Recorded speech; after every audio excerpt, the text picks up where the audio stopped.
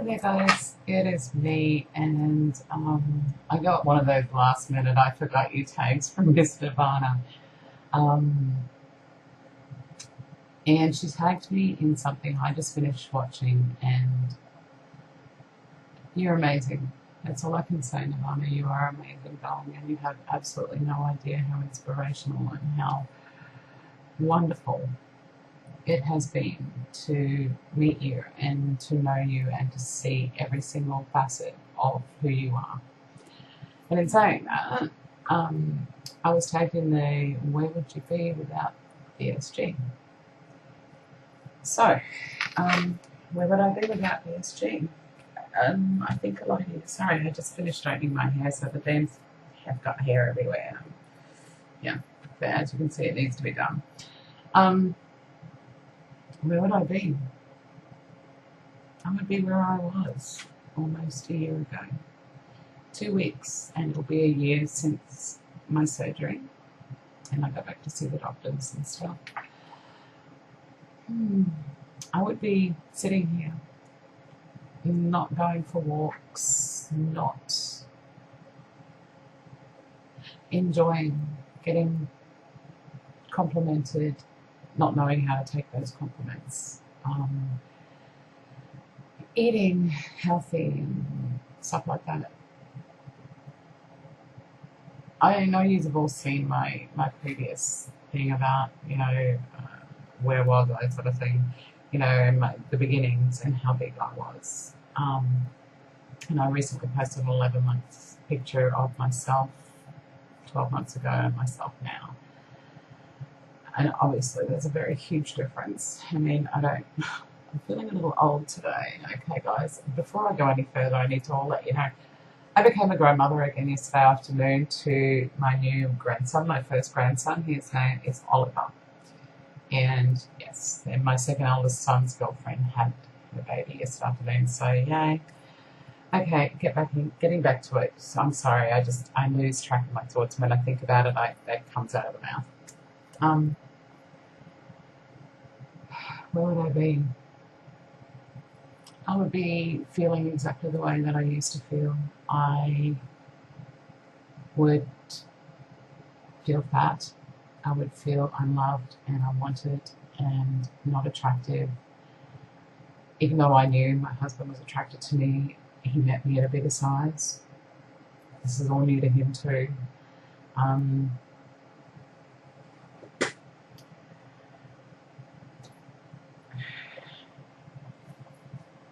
I have MS. You all know that. I've told you 1,000,001 times, and I'm telling you again right now. When I was diagnosed with that, I thought this is going to be the killer. This is going to kill me. I'm overweight. I have MS. I'm not exercising. I had no interest in doing any of that. I felt like it was just a point in my life where I was just going to sit there and wait to die. Medications and so forth I had to do, and I was getting abscesses, I was having to have them surgically removed, all of that sort of stuff. I mean, I didn't realise how truly big that I was until I looked at that 11-month comparison shot that I did.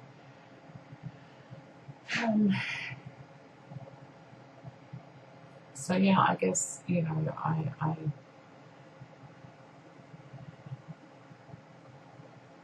went on the back burner when I had my children. They were more important than me, so my health was in the back burner, and it was a case of, if I got sick, I dealt with it. I looked after my children. I made sure that they were okay. If they got sick, I made sure that everything was there that they needed. And I guess my health came last. So I had the early symptoms way back in my early 20s of MS, but it wasn't diagnosed, it wasn't picked up, and I shrugged it off thinking, I just splashed some bleach in my eyes or some shit when I was doing nappies for the kids. It was diluted bleach, but still thought, that might have done it and stuff. I watched my family as I grew up and they're all big people except for my little brother. My bigger brother became a bigger person in his old age and consequently died from a heart attack 5 years ago yesterday. My father, a very tall man, a very, very big man, he was told he needed to lose weight or he would die. He had a heart condition and he had sleep apnea, and it was bad. I mean, to the point where some nights, like I'd be sitting in the lounge room watching and reading or something, I would hear my father gasp for air and I would run into his room to find him choking. And I would just calm him down and lift his arms up in the air and make him breathe through his nose and just tell him it was okay, that I was actually there. And he did what the dietitians told him to do. He actually lost a lot of weight on his own with no help. And he gave up the cigarettes and he did everything. But he got a bad case of the flu and he had angina. And he used to get up early in the morning and do all the washing and stuff like that.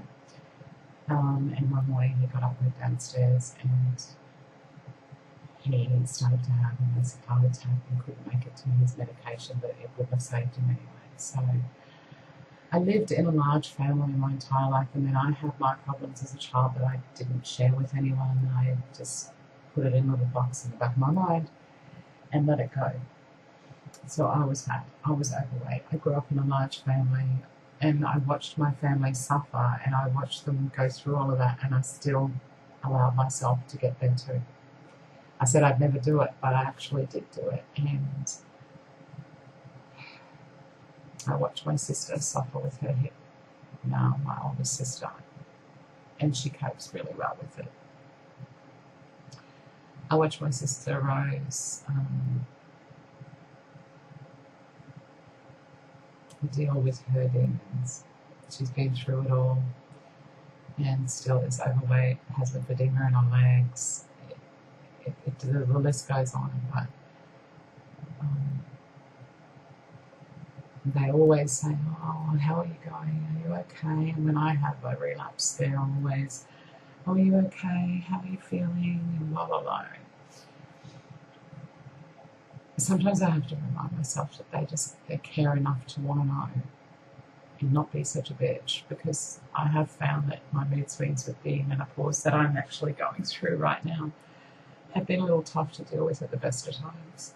I'm not normally like that. I'm normally a really kind and sweet person, but I am getting irritated quite fast and losing patience quite fast, which is not a good thing. But where would I be without my surgery? I would be back where I started from. I'd be overweight. I'd be unhappy. I'd be disgusted in myself. I'd be ashamed of myself for what I've become and what I've allowed myself to become.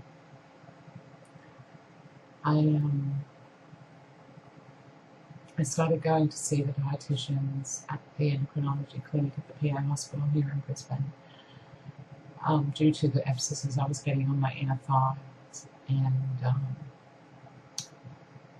as you know, the story goes, and you've heard it before, I could only lose a certain amount of weight. I couldn't lose any more, and it wasn't coming off. And that's when I was offered the surgery. The day that I was offered the surgery, my heart was racing. I didn't know what to expect. I came home, I watched every DVD, and that's when I started to find people like Nirvana. And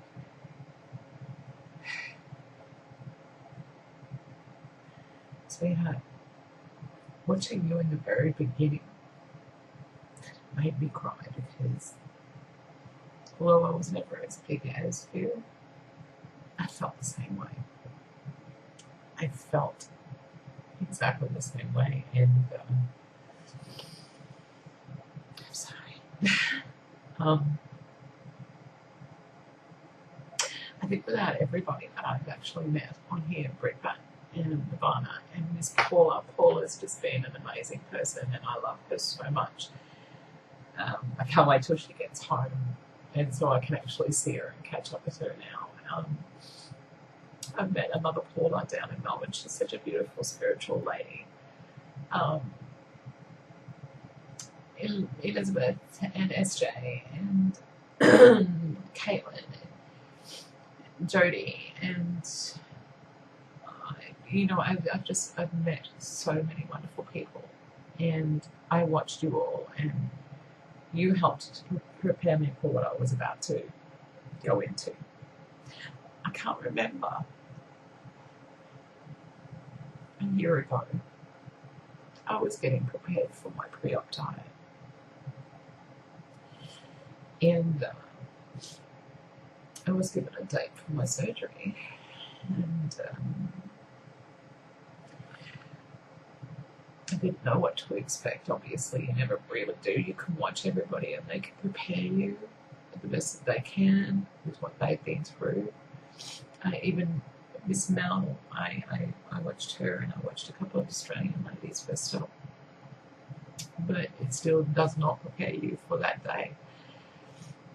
Sitting in that room before I went in for the surgery, I was on my own because my husband and my daughter, they were there with me, but I said, you may as well go. And they went up to the shops to have coffee and lunch and stuff like that. Me sitting there, and I hadn't eaten since the night before, and I hadn't drank anything since the night before, and so yeah, I was feeling strange, and I was holding back the tears of not being frightened for what was about to happen, but more so being frightened of not waking up from that. As everybody does get, before you have surgeries, it's like, if I don't wake up from this surgery, please let my family and my friends and the people that I love more than my life know that I love them so much, and to thank them for giving me the most wonderful life. Having VSG surgery has made me more grateful for every day that I wake up and I breathe. I feel so much better. I don't sound better right now, do I? I'm fucking bawling like a stupid baby, but seeing my father and my mother pass away, my brothers passed away. Heart problems are in my family. I have my eldest son with a heart problem. My sister has her eldest daughter with a heart problem. So they do run in the family, unfortunately. But my clinical nurse, Lara, I don't know if she'll ever see this. She probably never will. But thank you so much, Lara. You've been amazing. She came to the hospital the day after my surgery and saw me. And the day I was leaving, she came in and saw me too. Elizabeth, close family friend, but also one of my clinical nurses. I love you so much, Elizabeth. You're like a big sister to me. I don't know if you'll ever see this, but thank you.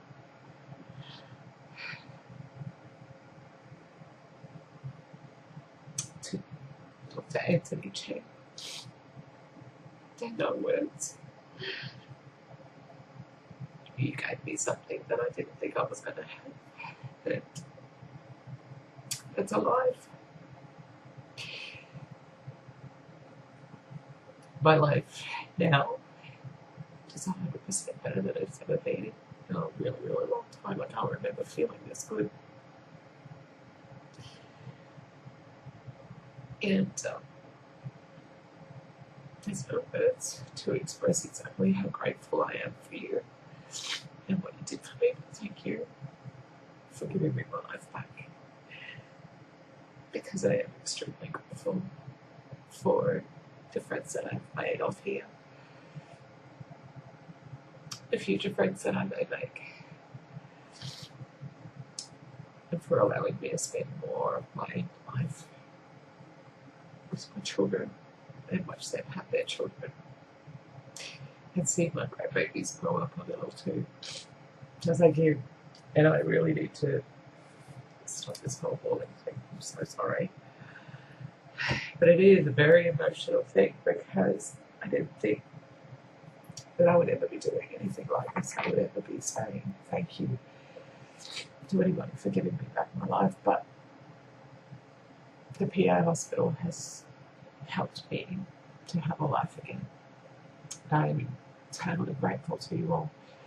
And saying that this has been long enough, and I think you've seen me blubber and all that sort of stuff long enough. Thank you for my life. Thank you for being my friend, and thank you for subscribing to me and for following me. Thank you to Miss Nirvana for tagging me. Darling, I love you to bits, and there's no words there either except for I do love you to bits. You and Paula and Britt Pratt and just everybody. And so everybody, you should do this. You should tell us how you feel and how it's made a big difference into your life. It's made a huge difference in mine. It's settled my MS down, so I'm not relapsing so badly, and I'm not relapsing as often. I feel healthy. I feel guilty when I don't go walking every day, so I try to walk as much as I can each day. But in saying that, guys, there you have it. Where would I be? I'd be back there where I was instead of right here where I am, and happy, and healthy, and active, and loving each and every last one of you guys. So thank you all for watching, if you've watched it this far, and I will see you all again probably around the end of the week with my weekly update. Take care, everybody. Bye-bye.